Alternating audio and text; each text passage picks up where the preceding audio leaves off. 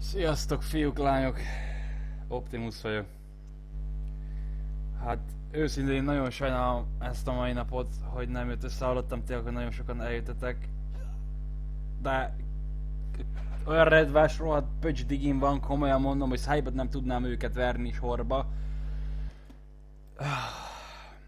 Tényleg őszintén nagyon sajnálom, hogy ez nem jött össze. Minden esetre tényleg mindenkit szeretnék bocsánatot kérni. Ahogy ezt meghálálom, fogalmam sincs, hogy még hogy valamilyen úton módon ezt meg fogom hálálni. Viszont a videót nem fogom, tehát ezt nem fogom úgy kárba veszni, vagy hogy mondjam, hogy nem fog kárba veszni, hogy ti eljöttetek oda, tényleg nagyon szépen köszönöm. Tényleg nagyon sajnálom, hogy nem bírtam ott lenni.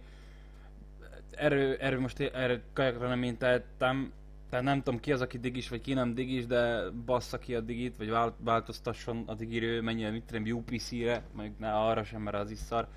Itt tudom, menjetek valami T-Home, T-Mobile, vagy fogalmam sincs, az elvileg megbízható. De tényleg nagyon őszintén sajnálom, hogy nem lehettem most ott.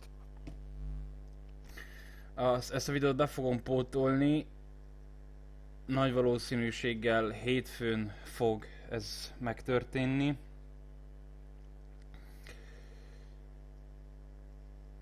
Most újra kihívtam a digiseket, holnap nem dolgoznak, de mivel mondjuk úgy, hogy van egy barátom bent, így ki fognak jönni és meg fogják nézni, hogy micsoda. Fölhívtam őket, annyit mondtak egy szóval, hogy beomlott a központi, nem tudom mi a faszom, hát jó van, mondom, erről jó, mikor lesz megjavítva, nem tudtak időpontot mondani, úgyhogy tényleg bocsánat, hogy ma ez úgy nem jött össze. Köszönöm szépen, hogy tényleg ilyen sokan eljöttetek, és hogy ilyen sokan megnéztétek ezáltal akkor a videót. Ezt hétfőn be fogjuk pótolni, ugyanúgy 5, illetve 6 óra között.